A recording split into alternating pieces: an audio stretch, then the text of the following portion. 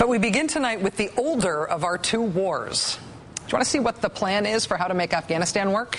The plan for how in year 9 of our war in Afghanistan, escalating the war there is going to turn the tide and give us some reason to be glad we've been there all these years. Here it is. Here is the plan. You got that? That is the plan. There it is. It's an unclassified slide obtained by NBC News' Richard Engel in Afghanistan. This is how the Joint Chiefs of Staff is planning to win in Afghanistan. This is the justification for the war being continued into year 9 and 10 and 11 and escalated, because this is how we'll win. You got this memorized now? Has it been up there long enough? You see how the plan works? You understand that? Okay, good. Go do it. I can even try to explain a little bit based on the plan if you want. See, there's this part over here. That part there, this is where it shows that the goal is to make the Afghan government work. So you want to keep people who already support or sympathize with the government supporting the government. You want to get people who are on the fence to start supporting the government. And you want to get people who are insurgents or in sympathy with the insurgents to at least become neutral. That's what the little green train means there. And to get that, you need to work on security in the country. All these parts of the plan shaded here deal with that. You've got to work on Afghan governance there, how their government works. Here's your marching orders for that part of it. You've got to work on development. Here's how development's going to work. See? Over here, it's like ability to move people and goods rapidly. And down there in the lower right-hand corner, it's private sector capital. Oh, so that's how that works. Then here's how information is supposed to work now. Information systems in Afghanistan. Security, governance, development, information systems, it's all going to come together like a symphony through the magic of counterinsurgency. See how much this makes sense? This is the battle plan. This explains why we are staying in the war, in this war for years 9, 10, 11, whatever, and why we are escalating now, because we're going to just do this. We made it big so we can follow it here at work. Richard Engel's filing on this from Afghanistan notes that some people will see this as genius, an effort to get everything that matters in the war considered all at once, all on the same piece of paper, because everything matters all at once in wartime. To other people, this shows the, I guess you'd say, spaghetti logic that it takes to justify putting more troops and more money into this war now. In Richard's words, it's what happens when smart people are asked to come up with a solution to the wrong question. Joining us now is a very smart person, our UN Ambassador, Susan Rice. Ambassador Rice, thank you very much for your time tonight. Did you ask my 7-year-old to make that chart for you? It's kind of amazing. I've never seen such a chart, having been in every meeting on this topic, so I'm not sure where that comes from. Well, but it makes for a good opening. It's a Joint Chiefs of Staff document, and obviously this is not, I don't think they're issuing this to people and telling them to follow it, but it does institute the sort. It does illustrate the daunting complexity of what it is that we're trying to do. It is indeed complex. Do you think that it boils down to trying to make the Afghanistan government work? Rachel, the key purpose of our strategy and approach is the same as it was when the president articulated it in March, which is to disrupt, dismantle, and eventually defeat al-Qaeda and prevent al-Qaeda from reestablishing safe haven in Afghanistan and to eliminate the safe haven in Pakistan. That's the simple and direct purpose. And reaffirming that is essential, because the fact is, whether we find it a pleasant topic or not, the reality is that al-Qaeda continues, even as we sit here, to plot and plan to attack us here in the United States, as they did on 9/11. But they're not in Afghanistan. There are some elements in Afghanistan, but the bulk of al-Qaeda, it is true, is now been displaced across the border into Pakistan. But what we must do, and what this strategy is designed to do, is to prevent al-Qaeda from coming back and reestablishing safe haven in Afghanistan under Taliban auspices. And the reason why it is so important to reverse the momentum of the Taliban and prevent the Taliban from taking over authority in Afghanistan is because the Taliban and al-Qaeda have been and remain symbiotic.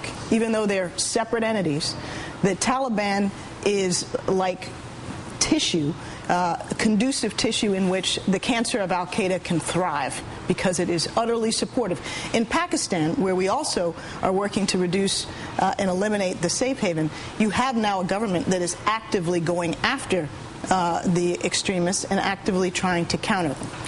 In terms of what we're doing in Afghanistan, and I understand that it's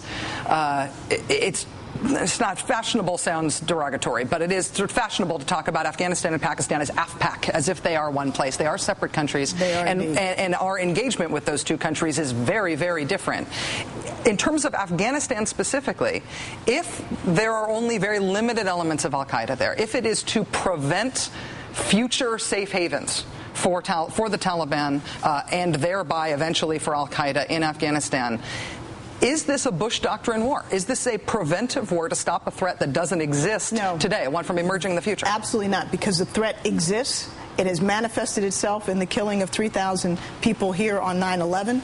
It's manifesting itself repeatedly in plots that we recently just disrupted here in the United States that were hatched in this border area to again area of Afghanistan and Pakistan along that border. Well, it is a porous border, as you well know, having looked at this. Yes, they're different countries. Yes, we have very different approaches and strategies to them, but there is nothing different about that area. It is completely porous, and people and fighters can and do move freely across that border. And so as we work to eliminate the safe haven in Pakistan, it's vitally important that the Taliban, which has nurtured and supported al-Qaeda in Afghanistan, not gain control and not be able to establish large swaths of authority in the country in which al-Qaeda can again have a safe haven. Is there a war in Pakistan, and are we part of it? Is there a war in Pakistan? Yeah. The Pakistani military, as you know, is actively going after extremist elements in Swat, in South Waziristan, as we speak. So there is that war, and that's the war that the Pakistanis are fighting for the security of their own people, where they've suffered attacks from these extremists almost every day. And we view that as an important step that is beneficial to the people of Pakistan as well as to our national security, because the groups that they're going after are the very groups that are in cahoots and often with al-Qaeda and those that will attack us. I know that you can't and won't talk about CIA actions. Nobody will. But, and I mean this, I'm asking this in a way that I really hope there is an answer. Whose job is it to explain and to answer for the CIA's activities in Pakistan? As the nation's top diplomat, isn't there a diplomatic disconnect between what we're doing and what we will admit to publicly? Well, again, I'm not going to talk about intelligence matters, but I think, as the President said very clearly last night, we are stepping up our counterterrorism efforts in Afghanistan, in Pakistan, and globally.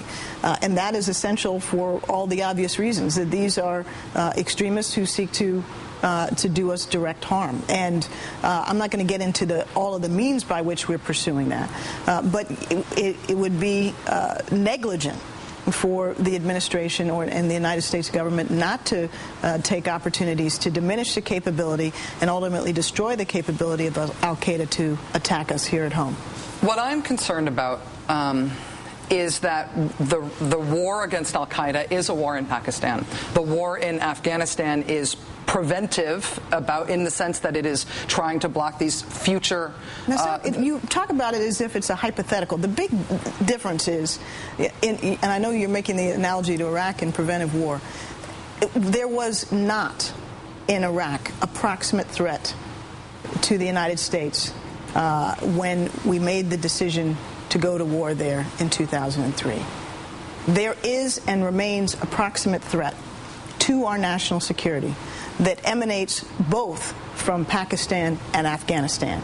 Now, the extremists have been displaced largely, not entirely, into Pakistan, but the Taliban, which supports and nurtures them, is gaining strength in Afghanistan. And if they are not restrained and their capacity diminished, the extremists, al-Qaeda, that have moved to Pakistan because Afghanistan had become less hospitable will easily flood back across the border. And there in Afghanistan, with a Taliban authority that actively nurtures and supports them, will be even more potent than they are in Pakistan, where you actually have a government that doesn't want them to succeed. So this is not a hypothetical. This is very real, very proximate. And it's not about prevention at this stage. It is about actively countering a clear and present present danger. Is the role of our troops, at least in eastern Afghanistan, is it to backstop what's happening in Pakistan, to prevent a backwash, as sort of the way you're describing it, of al-Qaeda fighters fleeing that real war in Pakistan that we're not officially fighting? That's the Pakistani government fighting for their own lives, fighting those forces to greater or lesser degree, depending on how happy we are with them at the moment. Is it to just stop those fighters from getting into Afghanistan? I would put it differently. It is to, as I said earlier, it's to disrupt, dismantle, and defeat al-Qaeda and prevent it from establishing safe haven in Afghanistan again, and to disrupt and eliminate ultimately the safe haven in Pakistan.